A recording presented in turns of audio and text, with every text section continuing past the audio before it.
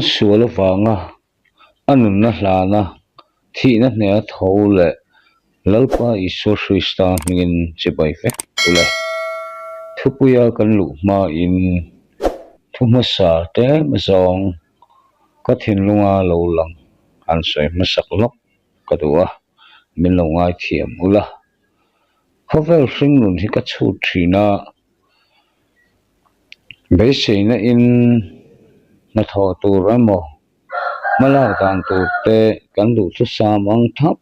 in ma kan han la makda mai hian kan thinlunga kan beisei angin thil atheng le thin lo hei hi mel pa bumna ni ti kan thret thiam anga ya thanthuk pakhata chuan rangkachak hun pui hi oma chu hun pui beisei chuan mitam takan wak chuaka thalera an tluma chutiang chuan he kan thinlung du thu sam ange hian satana chuan min hroi koi thina lalpa hnen kan hnai theilo na turin emo lalpa hnen kan thlen theilo na turin min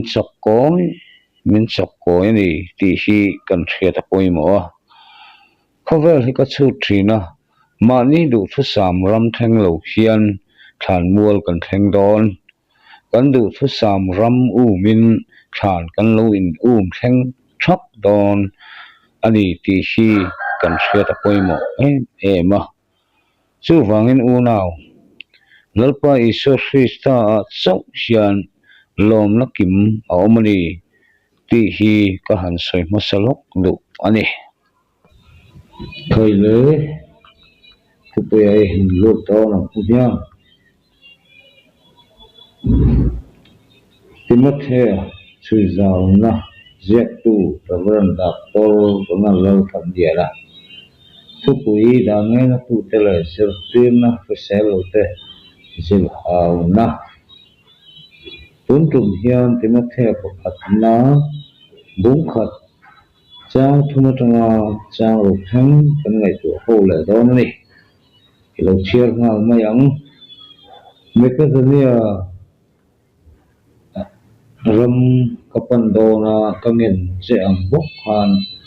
tuna ko atasi ko omren turin kange na che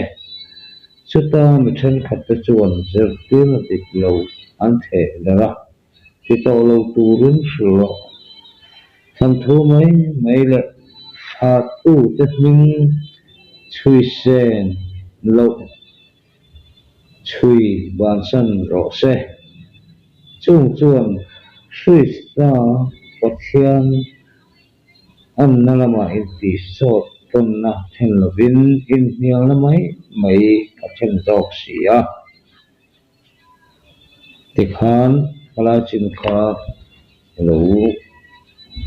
do to ri khat mai la chuan atu da na zerin kan chiar chum zum le zel don nia video hi asai deuh hi chuanin ayan tu le ngai thatu te ta na ko hian thilnen anga achang thina in video ma sa kha thil ha sel tu engma an hriat thiam har sa tu ro om lo wangin kan ron phol non don lo ni lo chiar le ngal mayang Timothea ne na pol le kathon hi pastor te ne na le kathon le Timothea chau athon ani lopa ni theng ko tharau lama kan pa te ko polan min fuina ni ti kha hangila pola si kho lai khan dia ni pathian betu te khan na sat takin boina an chak chuaka pola mung sui tu gai le register ka Macedonia ramami te po an manadi boina chu aben chen em wang le aboi noi wang chuan khole kha ziak tu ten an thelo ngai hiala beng cheng 100 china chuan Paula chuan the feel ho the chu of kowa afuya tong thai na thenani ti chuan mekonia ram kal turin achuak ta ti tirko na thil ti bung kwa chang khata tanga chang li bung sam li chang khata te kan theya hemi tum hian timothe ne na Poland SSC ko khan ho en kol tur le khosak dan le at zirtir dan tur te fuina aneya chumi tuma ko khan ho afui ang chia khan tuna po hian omzel turin timothe chuang enani ko khan ho singa Bishop na atho awangin ko khan ho singa pa sorle upa te chuan zirtir na sel tak an zirtir theina tura vilvenga fui klap turin timothe chu afuya acha mol molani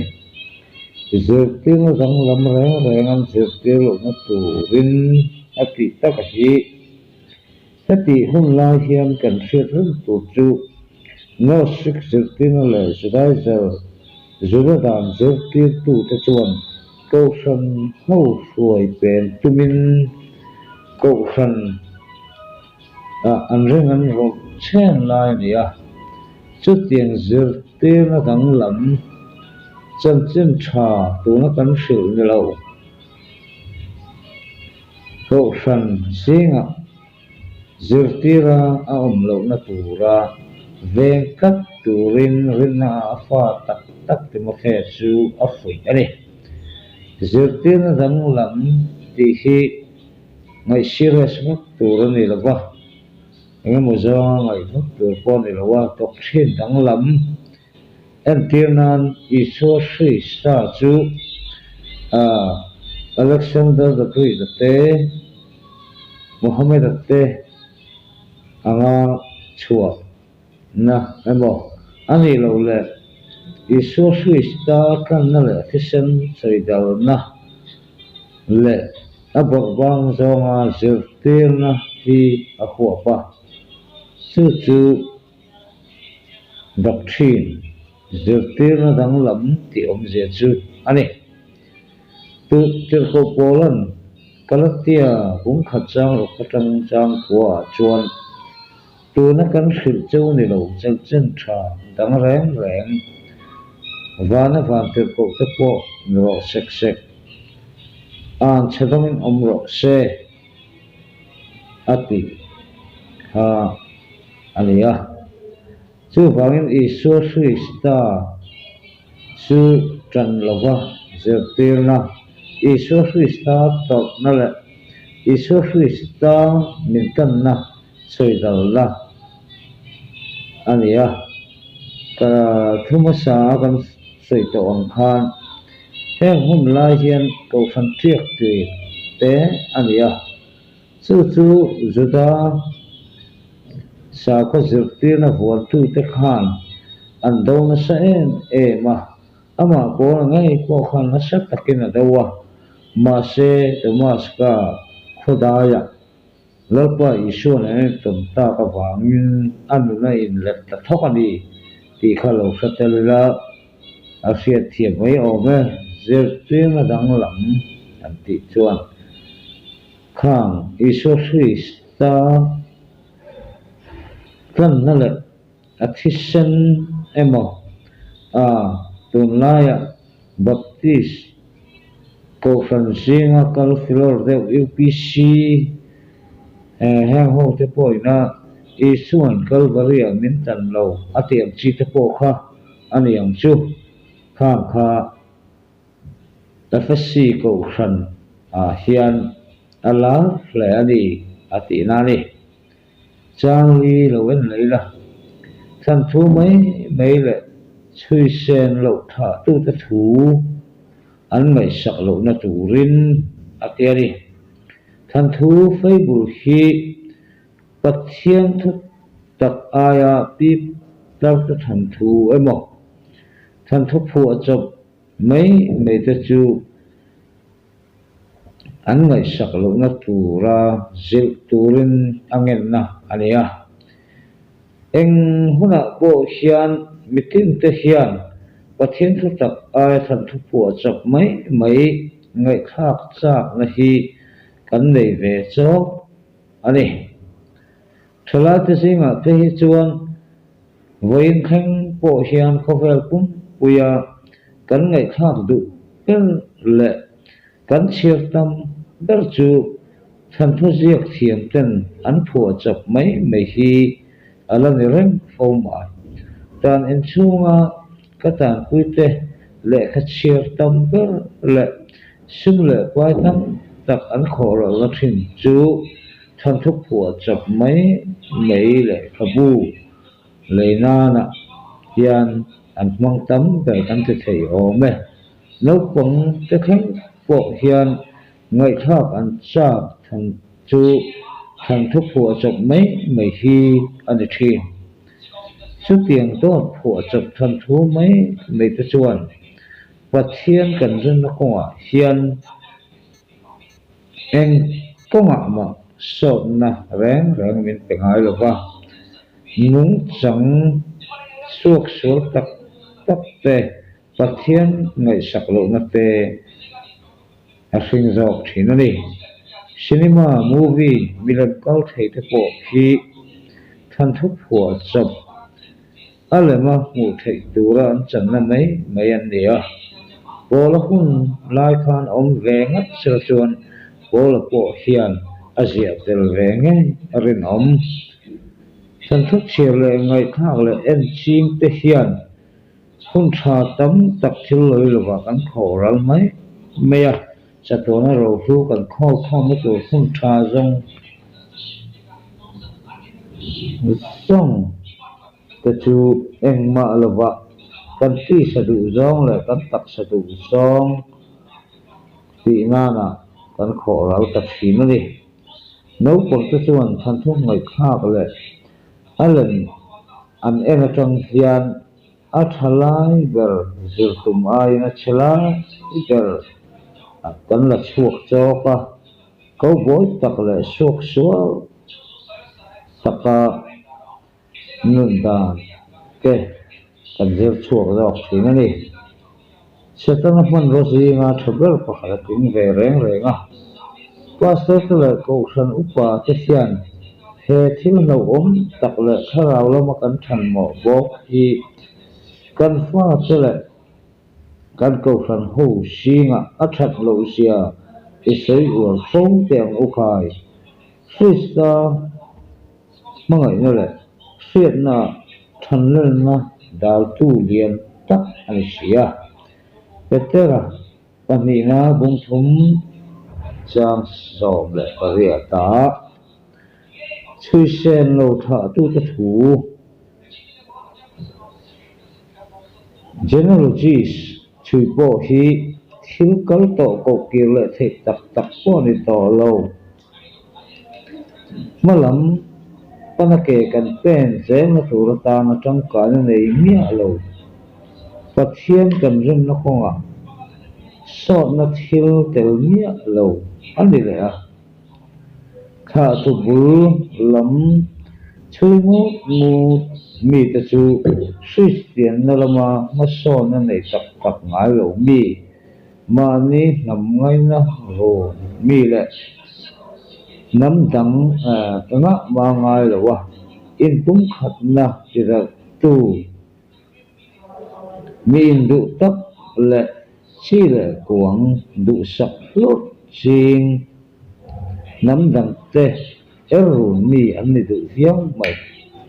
nam bu kan chui vak thin te chuan khomel politic lama tui mi kan ni na kan in tar lang mai a pathian na tui na tak nei phangai lo te an ni du hle mai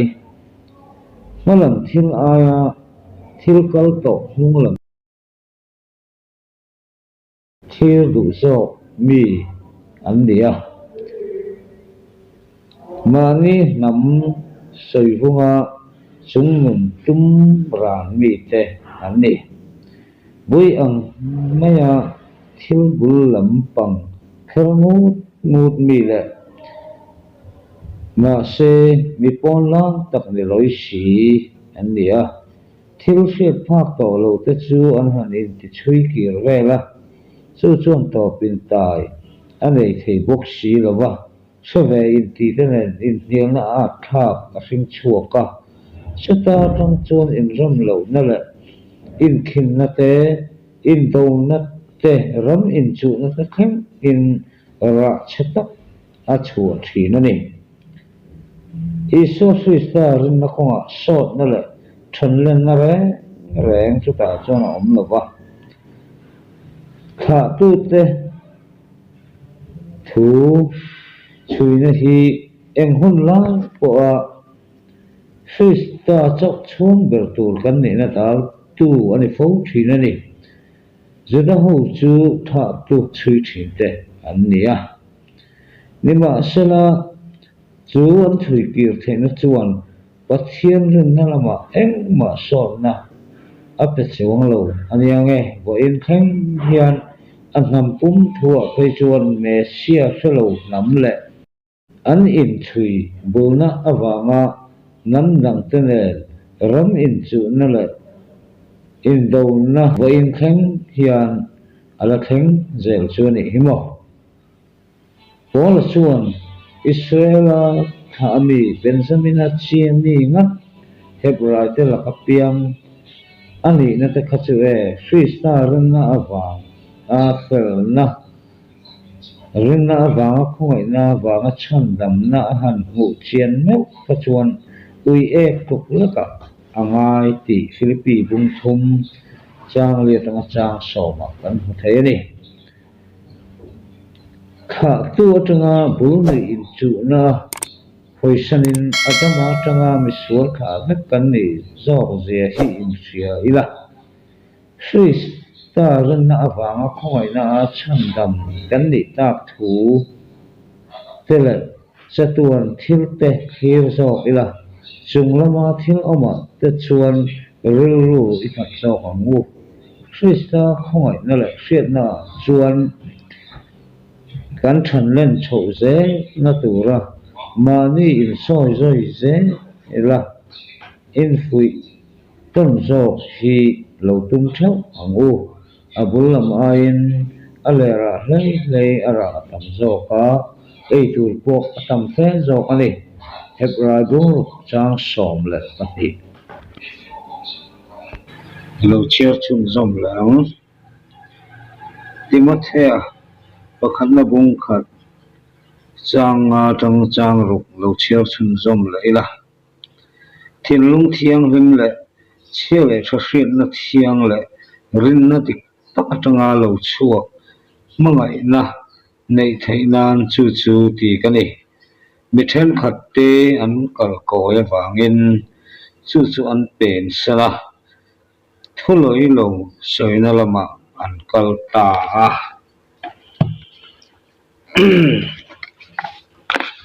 ko bol hian Timothea hna thil bei sei aneya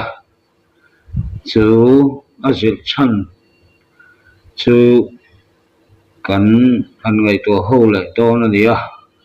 ni e chhela thahri na chung changa hian soidan le ngai dan tam tak om theya ma se tun tuma ero hi chuan aziak tuna ziak angin kan han thir ho do na nia komen lama te khan ngai dan te an ni chuan comment thei reng ani ti kha ka han soi ma se le lok duwa chil thahriat na thiang tak chil thahriat na kon sai chu kan nun kan hring nun hroi tu ta na chuan man tak lo tin pulau than lian hian a sia ka te sang sang om theya atia ren tak vek ani lo na chan chu kan thin lunga hian chile thahriat na kan nei te hi thalo then fai lo om thei ti Hebrai bung som chang som ni le pahnia kan hua chile thahriat na chak lo bal lo tak thầy vàng in hát tỷ lệ có rin lệ khát hôn và khát na bung riết trang sari tanga sawm pat dia kan hu theya chile sa hriat na thil ninga te ang a thak thang mai thei lo om le bok ti Timothea pakhat na bung li sang thuma chung ta chu aram tan chana mi awang hian kan hring nun pum pui kai hroi tu ta na chuan ren chan ngam chi ani lo aron ti ani ti chuan tin chile sa hriat na tharau zara ti thiang hlim a om thei ati le a hebrai bung kwa chang som palia chile sa hriat na thiang a om thei boka thatak tia ziak ani bok ati le a korin le khathon pakhat na bung khat changa atanga do Timothea pakhat na bung khat changa tanga som pakua petero le khathon pakhat na bung thum chang som pru tanga ni khata te tir ko ta thil ti bung som ni le pali chang som pru ka te chuan ru sual tia heng ho hi lim vek an ni chile thriat na do dal tel lo voice of often ti a om le boka chu wangin mangai na atanga ring tu ina chile thriat na conscience aman tu le pom dal tu chu tharau thiang lim atanga thil thiang lim le thiang tak thatak pathian do dal na reng le ngai lo chu ani ngai tu ani aron ti ani chang ruka kan en le anga kal koi ti taka hi English chun swerve ti ania ani lo lama pen thum emo tum thel ti na ani dema chuan tun lai khovel hi angai nat awangin mikal sana Thessalonica khua kalta sia Kreski achu kalatia rama kalta boka kita chu demaltia rama kalta boka tia Timothea panina bungli chang ko tanga sawma kan mu angkhan chanchin tharong bol na ya khovel thil ngai na na awanga kalpen na soina ni ring tu te zinga chu tiang mi chu kanom fo mai zoram khovela ko hian hu tur kan tam ve ngo tam le harau shuaya umaya ti sadu zong zoma an phot chuan thuloi lo soina lama pen san na ania thu tak thu aya khovel thil tangkai lo lama in man the tak ani kalatia mi te afuina kan huang khan tharau hruaya chau hi adam doi thabur ani kalatia bunga chang som purkatanga som pasaria tharawa kalo tharau du dan chu ring tu in azolo pot chuan akhing pui thuloi lo soina huna alu nge thina ni thati song kha lo ni la ri phot me sela video te hi a sei lu tuk chu ngai thatu tan te ani nom theya chun zom le zel tur ni